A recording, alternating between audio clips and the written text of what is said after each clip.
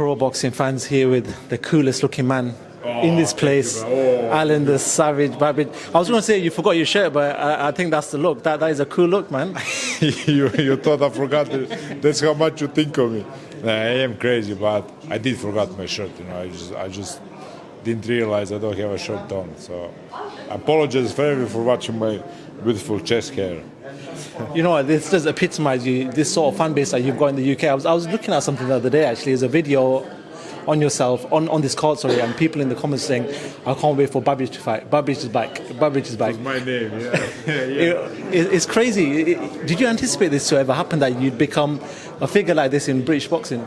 No, I could never imagine it, because after I did that first press conference, I thought everybody will hate me. And the UK people just took me in like one of their own, and it was beautiful. It was beautiful. It was so much of a lot of swearing and stuff, and that just worked like the other way around that it should. Just beautiful. Your journey is crazy, because I can remember going to Dillian's in the gym in Loughborough, and you just came on the scene. I was there years ago, and you were basically there on the scene, and nobody sort of knew you. And Dillian at that time was saying, listen, this guy, watch this guy, he's crazy, man, he's crazy. And it's crazy how the journey is sort of carrying on right now. It's crazy, because my journey is far more faster than my mind can conceive it. So I don't even realize it all. I try to do, and I try to catch up, but it's just going too fast. Now I'm going to be world champ, maybe. I'm going to have this silver belt in like 3 days. It's weird, so weird, it's odd. It's weird, like the savages. With this sort of fan base comes more eyes on your fight. Naturally, when you're fighting, I look at social media, people are watching your fights now.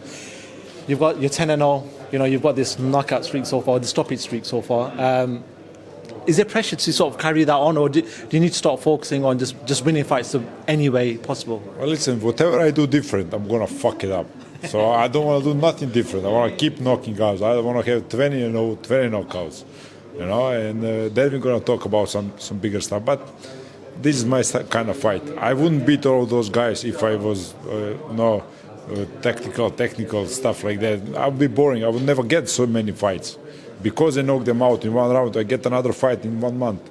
It's crazy for me, That's why I do it, I want to be constant. This weight that you are now, obviously the Bridgerweight, does it suit you a lot better than fighting the big boys at heavyweight, the biggest? Because obviously looking at you, you're not the biggest heavyweight, obviously, but listen, I said that I was a bit scared in my heart when I said that, but Bridgerweight, is it comfortable? Is it a lot more comfortable for you? It's the same weight I always fight. I don't know why people always say that. It's weird. Like, it's better. It's the same weight. I don't do nothing differently. Everything is the same. I have 97 kilos, maybe. It's exactly the same. So it's only my opponent is different. And I had two lighter opponents, Damian Chambers and Shadell Winters, and I knocked them out cold, hard knockouts, finishing career. I almost finished career of both of them. So it's gonna be terrible knockout. I'm not gonna go 12 rounds and dancing. If he survives first round, I'm gonna be in shock, and I'm gonna go kill that shock. If he survives the second, the third is gonna be hell. If he survives the third, he's not going to. Cool. Do you want to move away from you and talk about Dillian? Fought a couple of weeks ago against Tyson Fury. Unfortunately, obviously lost that fight in the way he did. What did you make of Dillian's performance on the night? Yeah, it was an odd fight, weird fight. I don't think referee did his job well. So we didn't get what we expected, because it was a lot of breakups and stops and this and that. So pushing, shoving. I don't know. It was a weird fight. I didn't like it because I was on the losing end, of course, with Dillian. But I don't know what to say about that fight. Everybody keep asking me. I just don't have an answer. I saw it emotionally, because I am Team Dillian Whyte forever. So it was emotional for me, on the bad side. There was a picture that's come out recently. Anthony Joshua and Dillian Whyte in this picture together. They're having words or whatever else. And this talks about hopefully a rematch in the future. Is that something you'd like to see? Yeah, of course. I think that's a beautiful fight for UK. I think everybody would like to see that. And I would like to see Dillian fight Wilder also. I've been telling him for some time, fight Wilder. I think that's the best tactic for him. So, but of course, Joshua and Dillian is a big crowd pleaser in UK.